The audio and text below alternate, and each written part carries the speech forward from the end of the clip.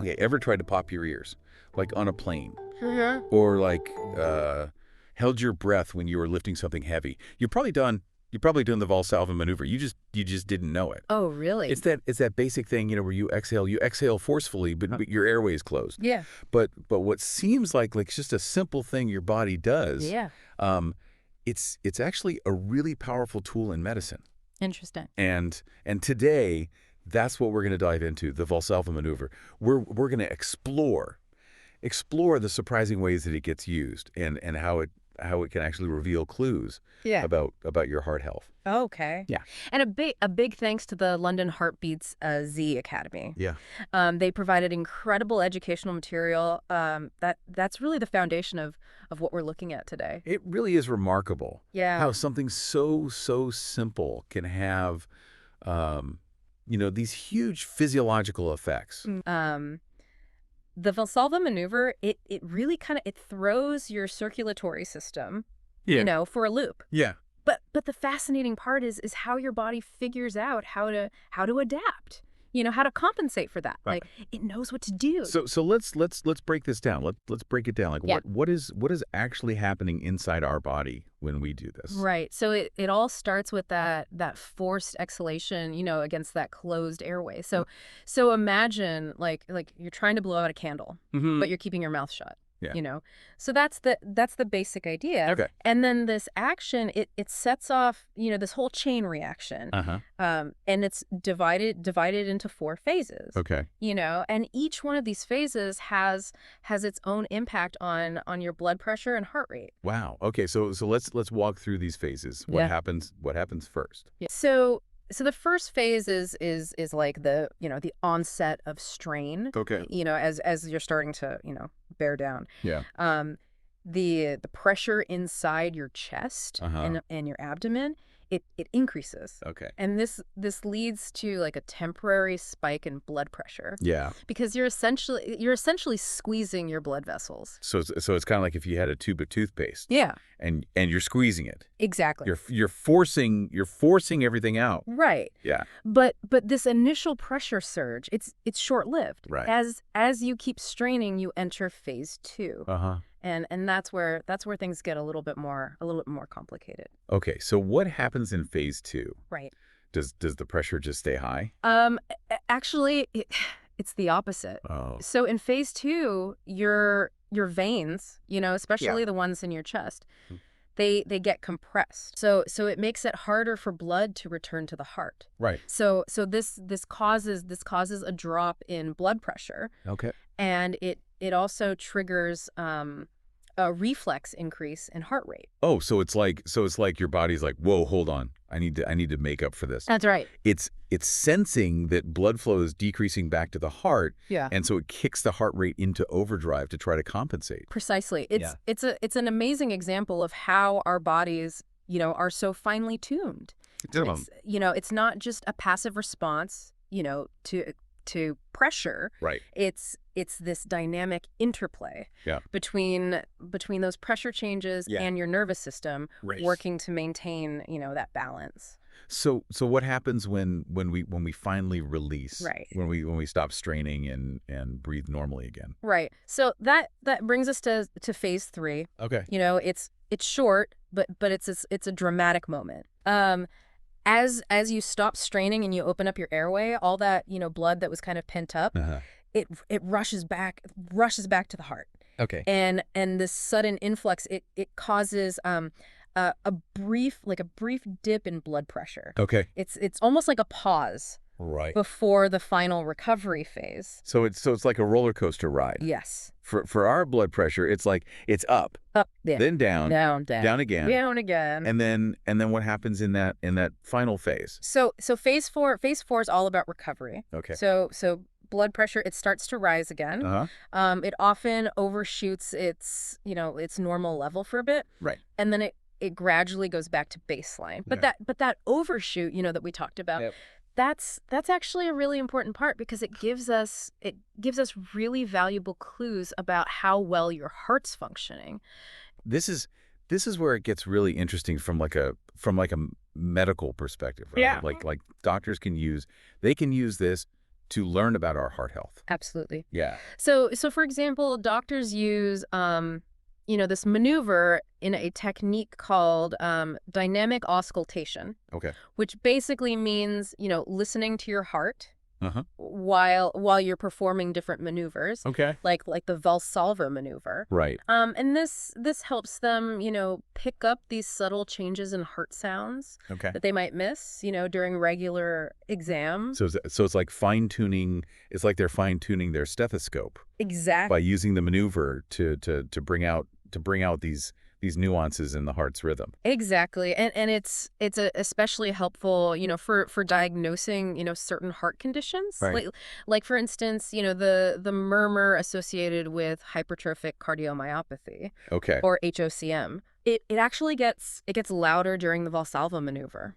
Why is that? Is it because the maneuver is making the heart like work harder? Mm. And so the murmur is more pronounced. It's more nuanced than that. So in HCM, there's like an obstruction, of blood flow out of the left ventricle. Right. That's your heart's main pumping chamber. Right. So the Valsalva maneuver, by reducing the amount of blood, returning back to the heart, Right. it actually makes this obstruction worse, Oh.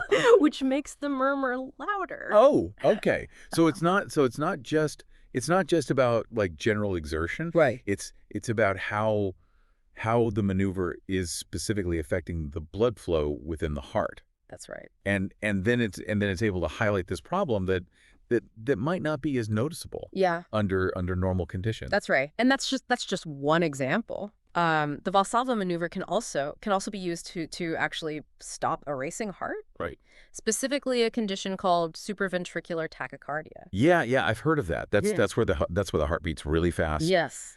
It's like an abnormal heart rhythm. Yeah. How could holding your breath and bearing down, how could that possibly help with that? Well, it's all thanks to the vagus nerve. Okay. It's a major nerve that plays a key role in regulating your heart rate. Right. Among other things. Yeah. So the Valsalva maneuver, what it does is it stimulates the vagus nerve. Okay. And this stimulation, it can sometimes be enough to disrupt the abnormal rhythm Oh. of the SVT. Okay. And it brings the heart rate back down to normal. So it's like hitting the brakes. Yeah. On the heart's electrical system. Yes. We're using the pressure changes from the maneuver Ex- to trigger a nerve response. Yeah. To slow things down. Exactly. And there's a modified version Okay. of the Valsalva maneuver that's even more effective for stopping SVT. Okay.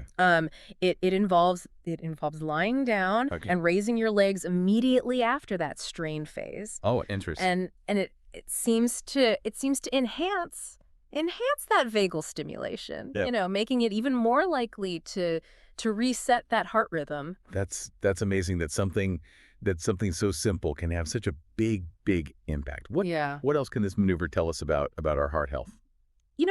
It's amazing how your body responds to the Valsalva maneuver. Uh-huh. It can actually offer clues Yeah. about how bad heart failure is. Really? Like think of it like a stress test. Okay. That reveals how well your heart is compensating for this condition, So it's not just about whether your blood pressure like goes up or down during the maneuver. Right. It's more about the pattern of those changes. Exactly. Okay. Researchers have found that specific blood pressure patterns during the Valsalva maneuver, they can match up with how severe heart failure is. Oh, wow. So for example, patients with like milder heart failure, Okay. they might not even show that normal blood pressure overshoot. Right.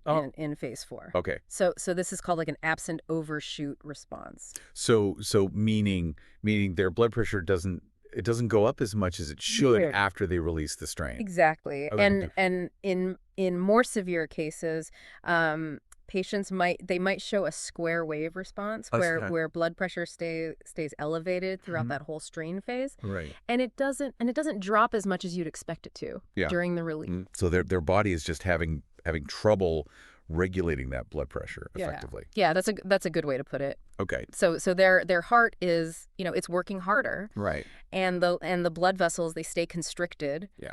Even when they should be relaxing. Right. And this square wave pattern often means that there's fluid buildup, Right. which is a key characteristic of heart failure. It's incredible that just by looking at how someone's blood pressure responds during this maneuver, Right. doctors can gain insight into the heart's ability to cope with heart failure. It's a really simple Yeah. and inexpensive tool, Yeah. for bedside assessment, and it really helps doctors, figure out how bad it is, Yeah. and monitor how a patient is responding to treatment. Right. And speaking of tools, the Valsalva maneuver Yeah. is Yeah. also really powerful in echocardiography, or heart ultrasounds. Okay, I'm intrigued. Yeah. How does this simple breathing technique Right. play a role in something as high tech as an ultrasound? So think of it as a way to kind of manipulate the blood flow within the heart, Okay. to make certain abnormalities more visible Oh. on the ultrasound. Okay. So the pressure changes that the maneuver brings about, Yeah. they alter the pressure gradients inside the heart, Okay. which can help uncover these hidden heart problems. So it's like creating like a dynamic environment within the heart Exactly. to reveal things that you wouldn't necessarily see Yes. in a static picture. Yeah, one key area where this is helpful is in assessing diastolic function, Okay. which is how well the heart relaxes and fills with blood. Right. Because problems with diastolic function mean that the heart isn't refilling efficiently. Exactly. Yeah. So the Valsalva maneuver, Okay. when it's used during an ultrasound, Yeah. it shows doctors how the heart chambers respond to these shifts Okay. in pressure and volume. Right. And it gives valuable information about how severe any diastolic dysfunction is. So it's not just about seeing the heart structure. Yeah. It's also about understanding how it performs. Yes. Under different conditions. Exactly. And here's another trick. Okay. The Valsalva maneuver can help detect a hole in the heart, Oh. which is medically known as a patent foramen ovale or a PFO. Yeah.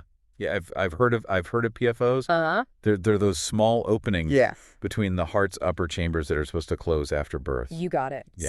So while most people with PFOs don't experience any symptoms, they can increase stroke risk. Really, how so? So a PFO, it can allow blood clots, from the veins to basically bypass the lungs and go directly to the brain. Oh, wow. Which could potentially cause a stroke. Right. So the Valsalva maneuver, what it does is it temporarily increases the pressure on the right side of the heart, and it forces blood through that PFO and into the left side. Okay. And that makes it detectable on the ultrasound. It's like a little bubble test for the heart. Yeah. Revealing this hidden passageway. That's a great way to put it. Yeah. And this information is so crucial for doctors, Yeah. It helps them identify patients who might benefit from treatment. Okay. To close the PFO and reduce their stroke risk. This is incredible. Yeah. It's like the Valsalva maneuver. It's like a Swiss Army knife for cardiologists. That's right. It helps diagnose murmurs. Mm-hmm. It can stop racing hearts. Yes. It can assess the severity of heart failure. Yeah. And it can even detect these hidden holes in the heart. Yes. What else can it do?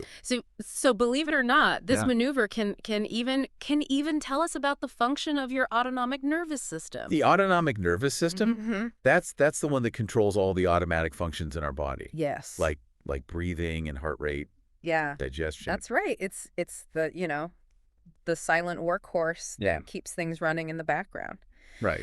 So the Valsalva maneuver can can be used to assess how well that system is working. This is getting more and more intriguing. Tell me how this works. So remember how the Valsalva maneuver Yeah. causes those, characteristic fluctuations, in blood pressure and heart rate. Yes. We talked about the four phases. Yeah. And their distinct effects on these vital signs. Right. So the way your body responds to these changes, it reflects the health of your autonomic nervous system. Okay. So a healthy system, it adapts quickly. Yeah. It adjusts your heart rate and blood vessel constriction. Yeah.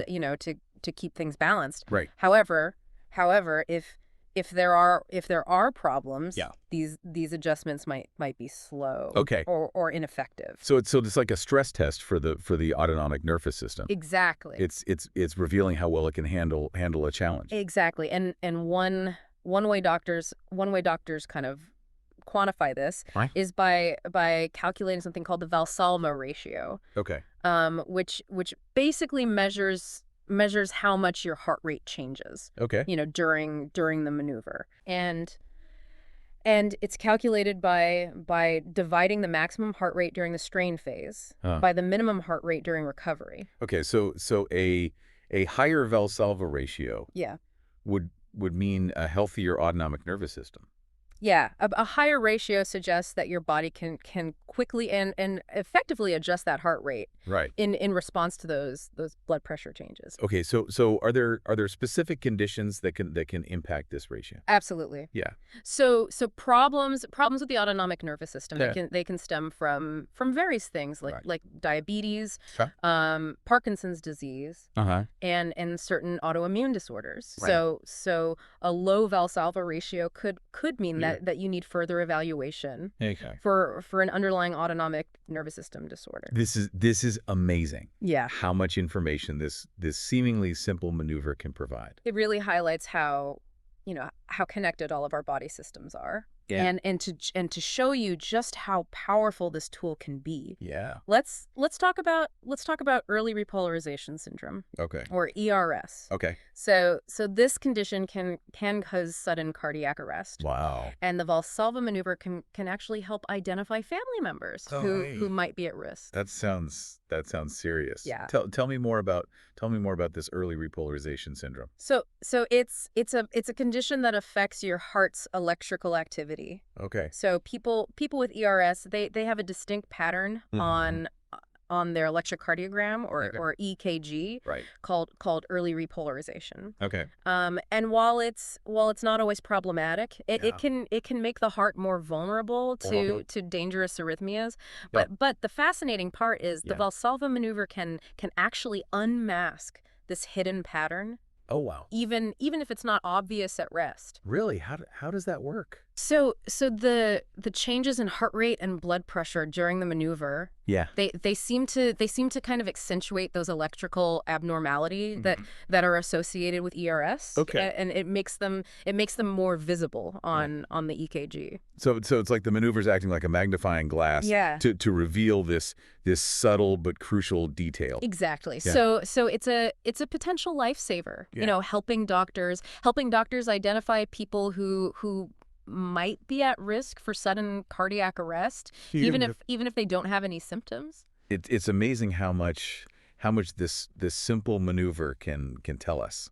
It really is. Yeah. It's a testament to how a deep understanding of physiology coupled with these simple techniques can have these huge implications for patient care. This deep dive into the Valsalva maneuver has been truly eye-opening. It's amazing how something we might do instinctively, right, like popping our ears on a plane can be such a valuable tool in medicine. It really highlights the amazing complexity and interconnectedness of our physiological systems. So to wrap things up, what are some of the key takeaways that our listeners should remember about the Valsalva maneuver?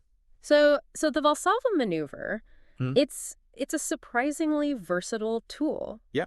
And it has applications ranging from diagnosing heart conditions to relieving sinus pressure. Right. Understanding these diverse effects. Yeah. It empowers us to to appreciate, the intricacies of our bodies, and to engage more actively in our healthcare. It's definitely a reminder that even the simplest actions can have profound physiological consequences. A huge thank you again to London Heartbeat Z Academy for providing the fascinating research that made this deep dive possible. And to our listeners, be sure to subscribe to the deep dive on Facebook, Instagram, Spotify, and YouTube for more captivating explorations like this one. Until next time, keep exploring and keep learning. Absolutely. I wanna hear about these unexpected applications of the Valsalva maneuver. Yeah, it's really remarkable how this maneuver can be a diagnostic tool for conditions that you wouldn't think are related to the heart at all. Right. For instance, it can be helpful in diagnosing a hernia. A hernia, that's where part of an organ pushes through, like a weak spot in the surrounding muscle or tissue. Exactly. So by increasing the pressure in the abdominal cavity. The Valsalva maneuver can make that hernia more prominent. Oh, okay. And that helps doctors figure out, where it is. So it's like applying this gentle pressure to kind of reveal this hidden bulge. Right. Yeah. To help with the diagnosis. Exactly. And similarly, it can be used to assess pelvic floor weakness in women. Okay. So the maneuver, it can actually reveal if there's like a prolapse of the uterus, bladder, or vagina. So it's a way to evaluate the strength of those muscles. Exactly. It can even be used during an ultrasound of the scrotum to check for a varicocele. Wow. Which is an enlargement of the veins in the scrotum. I never would guess that. It seems like the Valsalva maneuver is valuable for doctors in so many different specialties. You're absolutely right. Yeah. It even finds its way into neurology. Right. Helping diagnose pinched nerves in the neck or lower back. Now that's surprising. How can holding your breath and bearing down help with nerve problems? So when someone has a pinched nerve, doing the Valsalva maneuver can increase pressure on the spinal cord. Oh, okay. Which can make their symptoms worse, like pain or numbness. Okay. And this helps doctors figure out where that nerve impingement is. So it's a way to make the symptoms more intense. Yeah. Just temporarily. Temporarily. To make the diagnosis clear. Yes, and it's not just about diagnosis. The Valsalva maneuver can also be therapeutic. Oh, really? In certain situations. Yeah, we've talked about how it can stop a racing heart. Right. But what other therapeutic applications does it have? So remember how we talked about how it can open up those eustachian tubes in your ears, to help pop your ears on a plane. Yeah. So that same principle, it can be used to relieve sinus pressure and pain in people with sinusitis. So by doing the maneuver, you're forcing air into the sinuses to help clear them out. That's right. It can also be used to help get rid of pus from a clogged ear. Oh wow. In cases of like a middle ear infection. So it's like a natural decongestant. It can for both ears and sinuses. It can be helpful, but it's always best to check with a doctor to make sure it's appropriate for you. Of course. And speaking of common ailments, isn't the Valsalva maneuver also thought to help stop hiccups? That's right. So while the exact way it works is still being debated, it's thought that the pressure changes, and that stimulation of the vagus nerve can help disrupt that hiccup reflex. So it's another instance where the vagus nerve is coming to the rescue. It seems it's really amazing how this one simple maneuver can have such a wide range of effect. It really is. This deep dive has been incredible. Yeah. It's totally changed how I think about something that I thought was so simple. Right. It really highlights the amazing complexity and interconnectedness of our physiological systems. It does. A huge thank you again to London Heartbeat's E Academy for providing the amazing research that made this deep dive possible. Absolutely. And to our listeners, be sure to subscribe to the deep dive on Facebook, Instagram, Spotify, and YouTube for more captivating explorations like this one. Until next time, keep exploring and keep learning.